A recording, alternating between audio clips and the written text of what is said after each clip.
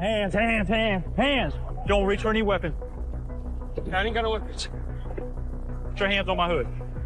In September 2017, a chilling disappearance turned into a nightmare as an anonymous tip suggested a brutal crime. Anthony Peters, a young man with a bright future, vanished without a trace. But what seemed like a missing persons case quickly unraveled into something far darker. A cryptic message sent to Tulsa Crime Stoppers revealed that Anthony had been beaten to death, dismembered, and hidden away. Yet there was no body, no proof to confirm their horrific claims. Desperate for answers, detectives raced against time to piece together the truth. They traced Anthony's last known movements to his mother's house, where a troubling lead emerged. His mother revealed that Anthony had gone to confront their neighbor, Carl Crabb, over a stolen access card. And that was the last time she saw him. As suspicion mounted, Carl became the prime suspect, and the investigation took a dangerous turn. The police weren't backing down, and neither were the secrets hiding in plain sight. Carl was immediately taken into custody for questioning as detectives intensified their efforts to uncover the truth behind Anthony's disappearance. Do you have any idea of why you were down here? Because there's a rumor going around that a boy named Anthony was missing. Going around time looking around for Anthony. He's a good kid. Do you think Anthony's dead? Sir, I don't know. I have not seen nothing. Detective Brown asked you a question about whether you think he's dead or not. It's a question of either he's dead or he's not. During the interrogation, Carl was asked why he was in the area. He responded vaguely, saying he had heard rumors about Anthony being missing and was just out looking for him, adding that Anthony was a good kid. When pressed further about whether he thought Anthony was dead, Carl didn't give a straight answer. Instead, he said he hadn't seen Anthony and didn't know. The detectives grew suspicious. Detective Brown told Carl that their concern was he was hiding something. Carl finally admitted, "I knew what happened to Anthony." Detectives then brought up a key piece of evidence, Tara's food stamp card. Carl claimed Anthony had left it at his house, but the investigators weren't convinced. Carl then changed his story slightly, saying he found the card in the couch where Anthony had been sitting and decided to return it. As the questioning continued, Carl mentioned that Anthony had been having relationship issues with Ashley. He said Ashley had physically assaulted Anthony and even tried to run him over with a car. Carl claimed he learned this from Ashley's cousin, Justin Peele. This introduced another angle, prompting detectives to wonder if Justin had more involvement than he admitted. What's the rumors you've heard? Anthony was over there beating on Ashley. So Ashley somehow got a hold of her dad, and he came over there. So does Ashley know what happened to Anthony? She has to. Carl also shared that he had heard a rumor. Anthony had been beating Ashley, which led Ashley to contact her father. When asked if Ashley knew what happened to Anthony, Carl replied, "She has to." With these new claims, detectives called Anthony's mother to confirm one detail, whether she had received her benefit card back. She had. This supported part of Carl's story, giving his version some credibility. No, yeah, there's a little bit. When was the last time you saw somebody? I want to 3 or 4 days ago. When the what happened? There was a fight happen over there. What kind of fight? I hear the front door get kicked in, and somebody got thrown out that window right there. With this new lead, detectives turned their attention to Ashley. When they went to her house, she wasn't there. However, a neighbor came forward with disturbing information. The neighbor described a violent incident, saying he heard someone get thrown out a window and saw 2 unknown men hogtie someone and put him in the back of a red Ford F-150. He believed the victim was Anthony.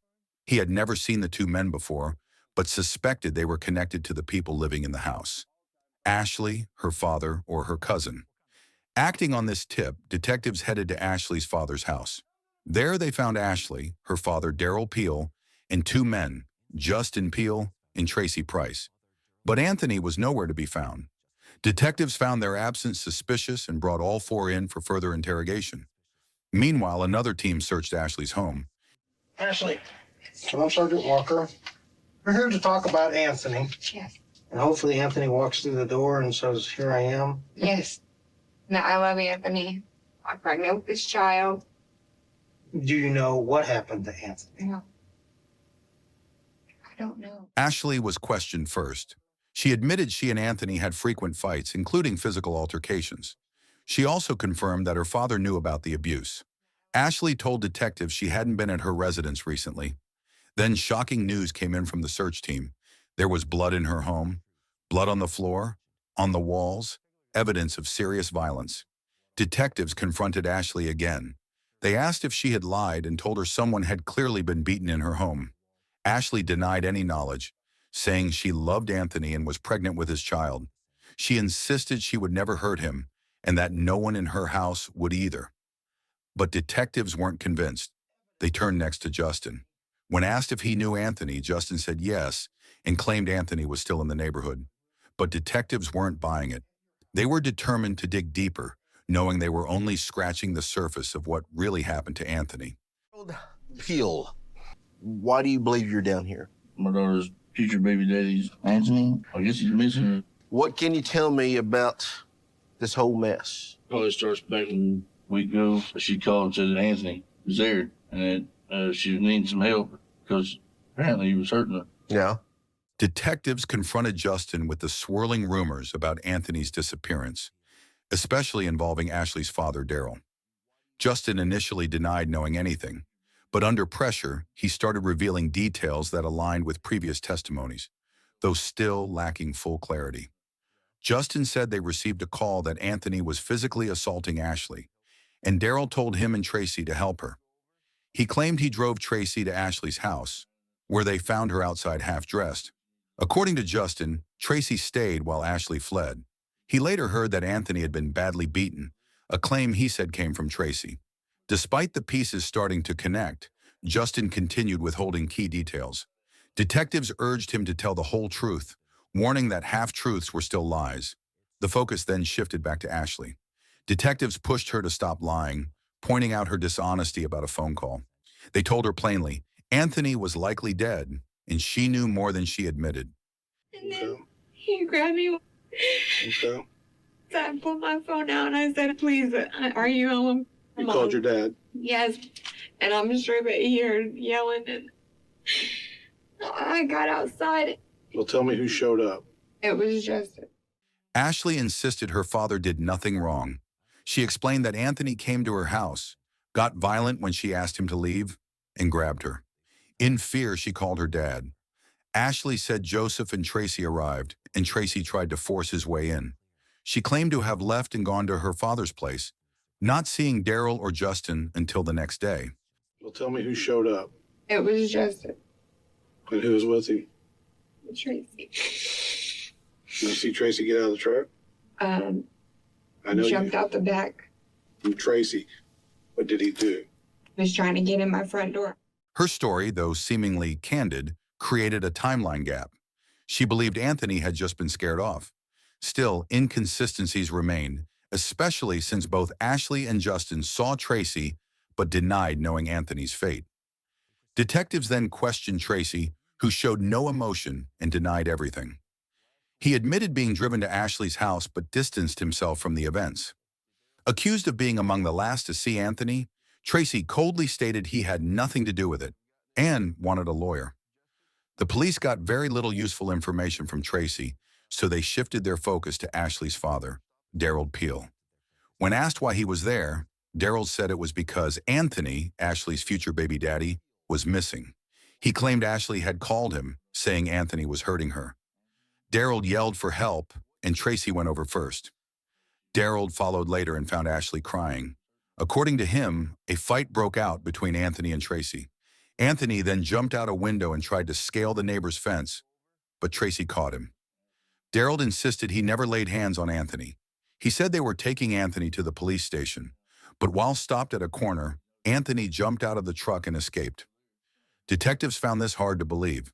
When they told Daryl that witnesses had seen him and two others tying up Anthony and throwing him into a truck, Daryl denied it. He refused to give up the name of the third man, raising suspicions. Do you have any idea of why you were down here? Last week, Anthony kind of beat up on Ashley. Did Daryl tell you somebody's jumping on Ashley? Can you go help her? No, I just tried to stay away from them. Would you have gotten in a truck with Justin and gone over there? I don't think so. Investigators turned back to Justin, who was visibly emotional. After some pressure, Justin cracked and said he didn't know the man's name, but did know his girlfriend's Tina. Meanwhile, Daryl was being booked for kidnapping. When asked one more time to name the third man, Daryl finally admitted it was Wesley White. Wesley, already known to police for prior crimes and disturbing content on his Facebook, was a white supremacist. With this revelation, detectives circled back to Daryl. Eventually, he admitted that Wesley helped tie up Anthony and put him in the truck. When asked if Anthony was alive, Daryl didn't answer clearly. But then he did the unexpected. He said he'd tell Tracy where the body was and confessed he had taken Anthony to a garage. Wesley, is he your boyfriend? No. Wesley was a good friend of mine. Wesley was beat me up here just the other day. Okay. Who's that guy? That's Daryl Ray. You know why Daryl's in trouble. Yeah. Before I went to work that day, I dropped Wesley off at Daryl Ray. The investigation took a dramatic turn when Daryl eventually revealed that Anthony had been taken to a remote property. He provided more than just vague directions. He drew a detailed map pointing to the exact location where Anthony had been left. According to him, Anthony was abandoned in a field near a river on the 2000 block of North Yale Avenue. He claimed Anthony was still alive when they left him there. The police acted immediately, securing the riverbanks and deploying helicopters to fly over the area in hopes of finding him. Search teams, armed with flashlights, combed the fields inch by inch, following the directions Daryl had given them. Then at 2 a.m. on September 28, 2017, 6 days after Anthony went missing, authorities made a grim discovery. About 3 miles from Ashley's home, Anthony's dismembered body was found lifeless in the darkness of the field. He had been left alone, and the circumstances of his final moments remained shrouded in uncertainty. Given the physical challenges faced by Daryl, who used a cane, it seemed unlikely he could have moved Anthony alone. Investigators began to suspect that a third individual, Wesley, might have helped in the crime. I don't think Tracy could have dragged Anthony out here by himself. Daryl's probably not much help walking around on that cane. There's a chance the third guy, Wesley, was out here helping, though. Both Tracy and Daryl were quickly arrested, facing serious charges of kidnapping and murder. But the investigation was not yet complete. Authorities believed another person had played a role in Anthony's death, Wesley White. To determine Wesley's involvement, police turned to Ashley's neighbor, who recalled seeing individuals that night. Unfortunately, the neighbor couldn't confidently identify Wesley, which was a setback for investigators. They needed more than suspicion. They needed evidence placing Wesley at the scene. The only potential link was a woman named Tana, reportedly close to Wesley. However, police had no records of her, no address, and no clear lead. For 2 months, the search came up empty. Then a critical tip led police to her. Rumors suggested she might know more than she was letting on. When Tana was located, she provided a key detail. She had driven Wesley to Daryl's house the day after Anthony went missing. If true, this placed Wesley directly at the scene after the crime. According to her, Wesley seemed shaken when she picked him up, so she rented a motel room for him to avoid staying at home. Back, pick him up. Wesley was all shook up. I took Wesley and rented a motel room for him because he didn't want to be at home. Tracy and Daryl show up at the hotel, and they're all talking. And that's whenever I found out about Anthony. What are they talking about? It's horrible. Tracy said he prayed with him. Sick. Tana also revealed that Tracy and Daryl later showed up at that motel. During their conversation, she learned disturbing details about what had happened to Anthony. She recalled hearing that a backhoe had been used to scoop and dump something on Anthony while he was still alive. This information pointed to a terrifying conclusion. The young man may have been buried alive. Authorities believed that if all 3 men, Tracy, Daryl, and Wesley, were present during this moment, they were all complicit. With this new testimony, police had enough to move forward. 2 weeks later, Wesley White was arrested and charged in connection with Anthony's murder. On December 6, 2018, Tracy stood before a court and was found guilty of first-degree murder.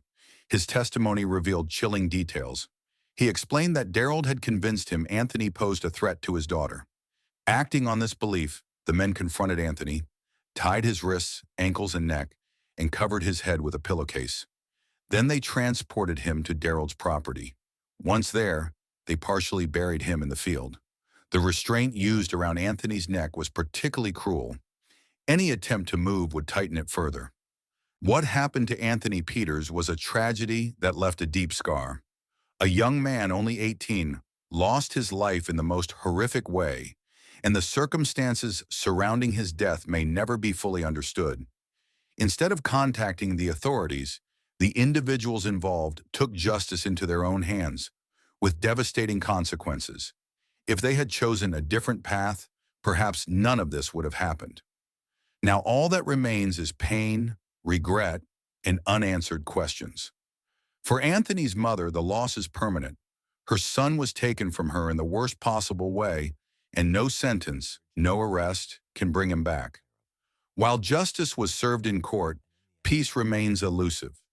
This story is a sobering reminder of how quickly things can go wrong when people choose violence over the law.